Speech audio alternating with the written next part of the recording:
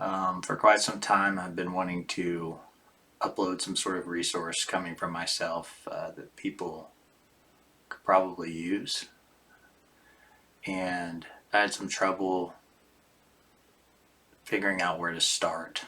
Um, when I really thought about it and had some conversations with some other people that I'm working with, I was reminded that it all starts with structure. Performance starts with structure. And right now, it's very easy to feel like a moving, shape shifting, interest changing version of yourself, and our attention is being challenged. And it's never been easier to scatter our attention without moving so much as our thumb. And a lot of us feel like we have no real feet on the ground, right? That each day is internally different, and our thoughts and feelings about people and our lives change, and we can't even seem to remember what the last thought was. It's sort of like being in a state of constant transformation, but without direction or purpose. So the question becomes, how do we first combat this sort of anxious feeling of instability that leads us to seek performance skills in the first place? It's how do we gain traction and sort of find a hand and foothold with enough grip that allows us to support, to decide how to direct ourselves upwards to the image of our lives that we desire for ourselves and our families. Um, and that seems to be sort of the theme, is this idea of an image, because our attention is so easily scattered due to the visual system and the way that we engage with media, that I believe we're constantly searching for our own image and looking within the image of other things and other people, to find ours. But I believe that it can come from a more personal place than that.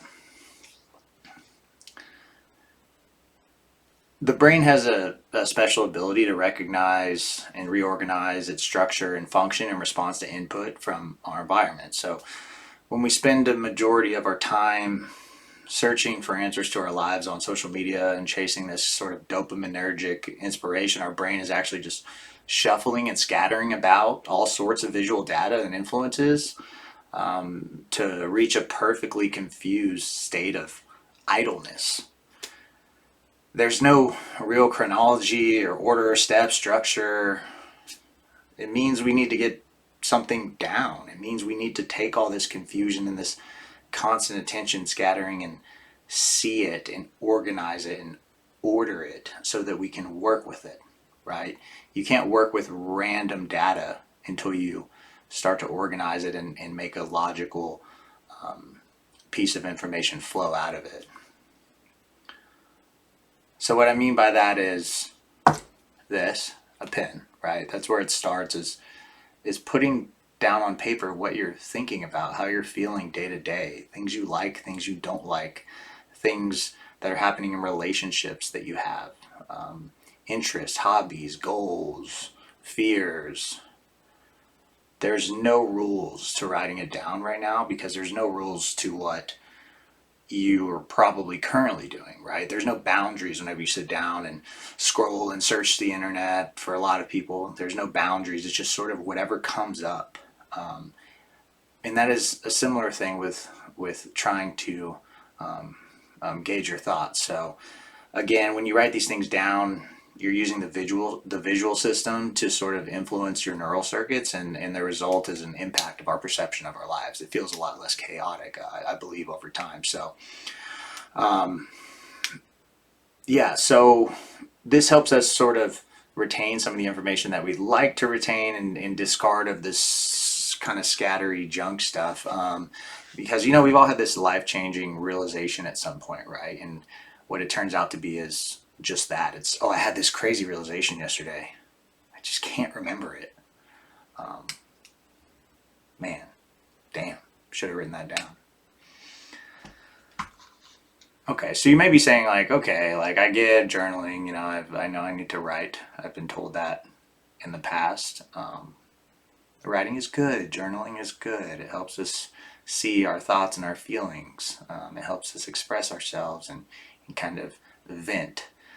But I believe it's much more than venting. It's discovering who you really are and what's really impacting your life and what you really think about on a day to day. Because we're so quick to just sort of discredit something we thought yesterday because today's environment is just slightly different, right? I'm a little more awake today. So yesterday I was just lazy. Today, I'm lazy. And yesterday, I was just had so much energy because I had that coffee and I had a good amount of sleep, right?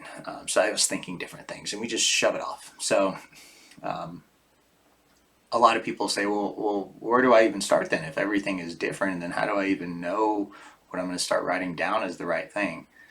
It takes time, consistency, right? So write down your random thoughts every day for at least a week. I like to do this in the morning before my mind just gets like bull rushed with the craziest shit imaginable. And this, what this looks like is writing down just an absolute dump flow of consciousness, exercise, goldfish in the tree outside, just whatever comes to your brain, and flushing it all out, specifically in the morning. And it's essential that you do this before you pick up that phone and start scrolling on something, because that can greatly kind of influence like what you think you're really thinking about. Kind of hijack that opportune time from you as the day goes on too. I mean, anything can, right? Any conversations you have with people can influence the way you feel. So start fresh in the morning when your brain is somewhat, kind of in this raw state. Yeah, it's kind of funny to watch what comes out. And over time, what'll happen when you go back through is you'll see some themes that appear, right, more than once. And you should be asking yourself, how do you think about certain things that you want versus other things that you think you want? Do some things appear more important? And what you do is you kind of identify these themes within your writings, and this is how you build the basis of your map. These are your values. This is who you are. Because this is what you regularly think about and care about. Now you can see it with your eyes, and the result of that, back to what I said earlier, is that you're training your brain to perceive the world in front of you differently, to have a better idea of who you are and what you really want out of life. And that sort of intention will help guide you and set up opportunities for you to use for your upward trajectory in whichever direction upward you'd like to go. So some things that can happen when you do this is like you may discover that you feel differently about a person or thing, and or decide your feelings are valid and just aren't based on your emotional state that day. Because we can be so quick to discard genuine thoughts to maintain that security of remaining in the previous version of ourselves. And we each have unique perspective and things that make us who we are because of this, right? We're capable of achieving things unavailable to others. Your map sets you apart. So stop trying to find a way in the way of others and look within yourself unapologetically and honestly. And then you can begin to live authentically based on your own valuable, untapped perspective. I believe this world needs more individuals to influence it, not more individuals attaching themselves to an image you've determined is or should be you. Rather, if you find out why you identify with these images and be honest with yourself in that analysis, you too can become a unique image that inspires another to begin to construct their own human identity. So that's all I have for you today. I apologize if it seems like I was reading off of a piece of paper, because I was. Hopefully I can put out some more stuff like this. But again, the whole point of this little section was first step, I believe, in any increase in the value of life, in the step of increasing performance in any domain, is recording what goes on inside here. You have to know and see it so that you can organize the world around you accordingly. Again, thanks for listening.